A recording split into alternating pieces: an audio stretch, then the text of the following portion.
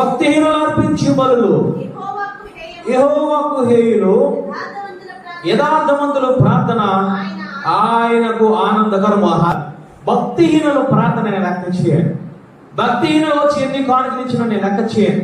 ఎన్ని బలులు ఇచ్చినా, పొట్టేలను ఇచ్చినా, గొర్రెలను ఇచ్చినా, ఏమి ఇచ్చినా నేను లెక్క చేయను. కానీ యథార్థంగా నువ్వు ప్రార్థన చేస్తే ఆయన ఆనందపడతారట. ఎవరయ్యానంటే దేవాది దేవుడు. హల్లెలూయా. దేవాది దేవుడు నువ్వు ఆనందపరిచే విషయం ఏదైనా ఉంది నీ జీవితంలో, నా జీవితంలో అంటే యథార్థమైన జీవితము. హల్లెలూయా. యథార్థంగా జీవిస్తే చాలు. నువ్వు నోరు తెరిచి ఒక్క మాట మాట్లాడితే చాలు. హిజ్కియా వలె గోడ తట్టు తిరిగి, అయ్యా నన్ను